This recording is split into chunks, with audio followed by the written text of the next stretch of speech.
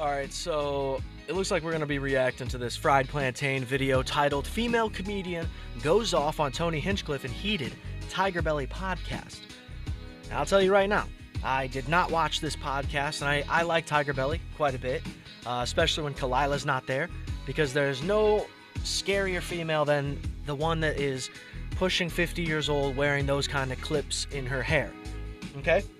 First of all, they serve no fucking purpose. Second of all, any girl that wears those clips in her hair is the type to eat pencil erasers and say, it's just rubber. What are we doing? I'm saying this to preface the fact that I wouldn't watch this episode specifically, knowing that Kalila's there, and it always ruins it. On top of the fact that I don't give a shit about either of the people that are on here with Bobby. But how funny to see that somebody is talking about Tony Hinchcliffe. Let's hear. Tiger Belly, you could feel the air change. Young comedian and actress Ivy Woke was mid-conversation when she casually but decisively unloaded on Tony Hinchcliffe. Okay, who the fuck is Ivy Woke? Also, what a choice. Illuminati's very youngest? Any New Year's resolutions, guys? Simple. He's simple. Become better. Be a better man. Get my money up. I want to make. Period. I want to make $200,000 next year. Period. Oh, that's a good goal. Period. I want to make $200,000 next year. My goal is to have $500 million by next year and have a movie. That's how much money you want? Stop trying to touch That's her. how much What would you do with $500 million? I would kill Tony Hinchcliffe.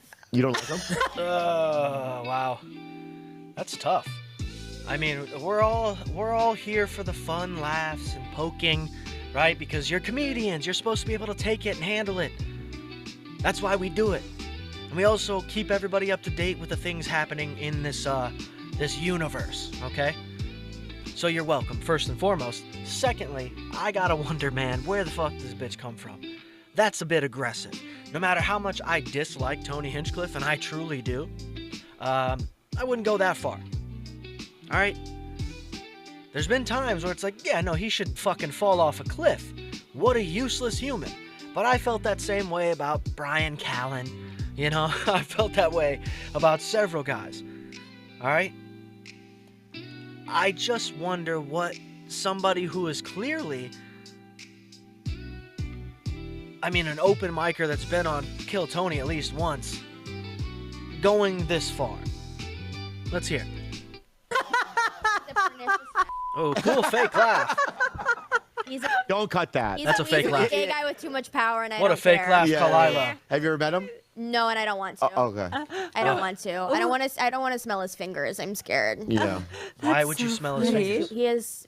I don't like that. Well, with that money, I'd bail her out of jail once she kills him. Oh, I will right, use right, some of right. that money to bail you out, bitch. You're very charitable. Oh, that's cool. You bail her out of jail. She still committed murder. She still has a trial. She's not free forever. I mean, what the fuck? I don't like Kalila's fake laugh, though. Obviously, I was being sarcastic. Like, what are you doing? Was it really that funny? Was it really that funny? Because nobody else laughed like that, or even close. I think Bobby laughed more at the fact that you were laughing like a psycho. I got you, girl. Yeah, I want to just not kill my dog. Like, just survive. Just like. No build-up, no diplomatic throat clearing, just a clean strike. Bobby Lee looked genuinely stunned, the way someone does when they realize the podcast is just taking a turn they didn't prepare for. Kalila Kuhn, meanwhile, laughed, not nervously, but with the kind of surprise that says, I didn't see that coming, but I'm glad it happened. What made the moment land wasn't just the insult, it was the ease with which Walk said it. There was no fear, no hedging, no sense that she felt she was breaking a rule. And that's interesting, because a few years ago, openly criticizing Tony Hinchcliffe, especially in comedy spaces adjacent to the Rogan, Austin ecosystem. Well, this actually kind of reminds me of what Whitney Cummings was saying recently about how she's noticed comedians calling out other comedians by name. But I don't know who this Ivy Woke is. Are you a comedian? What do you do? I've never heard of you before. You just look like somebody that would attempt to do 60 seconds on Kill Tony. I don't know. I mean, you also look like somebody that's probably tried to slide in his DMs. Like, this is the type of girl that would think that he's attractive. Like you know what I mean? Like two dinosaurs fucking rubbing their leathery rinds together. All right, let's hear. Ecosystem felt borderline taboo. You could do it, but you were expected to brace for impact. That taboo seems to be eroding. Walk's comments tap into something that's been quietly building for a while, a growing discomfort among younger comedians, particularly those who lean left politically, with the tone and power dynamics of the Austin comedy scene. For a lot, Yeah, but what if it's nothing to do with the politics, but the fact that he might be a shitty person, and people might not like the fact that he got rich the way that he did while not being funny and also having nothing to show for it. I mean, this is a guy who's criticizing essentially new comedians on top of comedians that have been doing it for longer than himself, and yet he himself has nothing to show for being a good comedian other than his fucking podcast. And you know how many like bad comedians have good podcasts, dude? The numbers are crazy. Okay? We see it all the time. Joe Rogan's number one. Shitty ass comedian, great podcast. Why? I wish I knew. Andrew Schultz, Tim Dillon, you throw them in there as well, and somehow they think that I'm a stand-up comedian now. It's like, you're not. You're a podcaster who's going on stage trying to do a podcast where you got to be writing jokes. I don't know. I feel like I'm talking too much. Let's hear some more.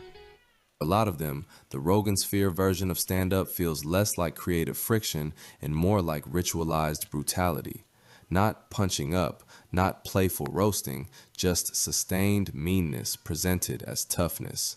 Where'd you get your clothes from, Greg?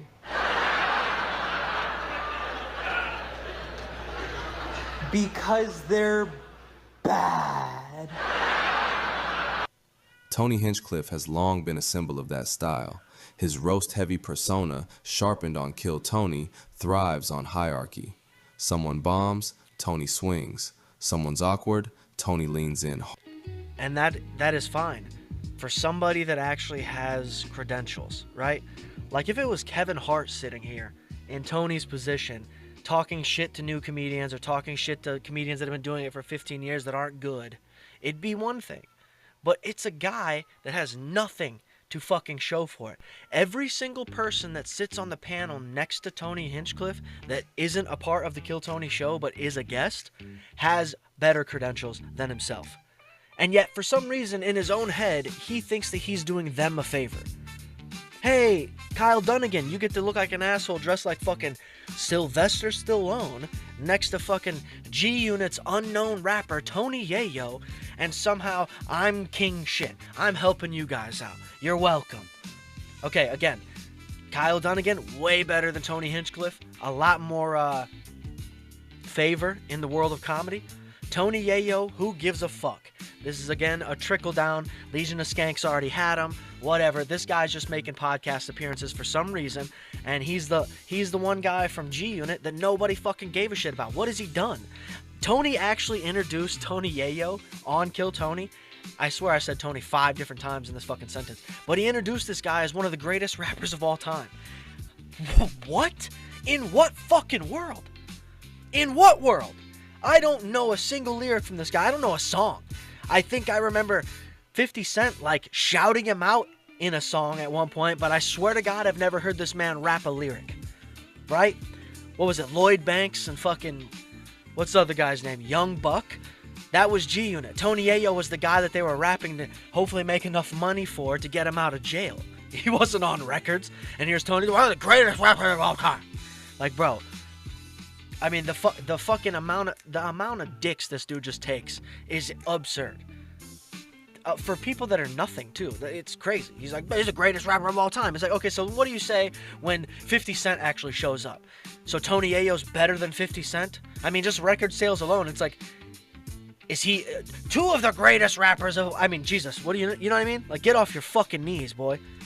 And harder. The format rewards cruelty when it's funny and punishes vulnerability when it isn't.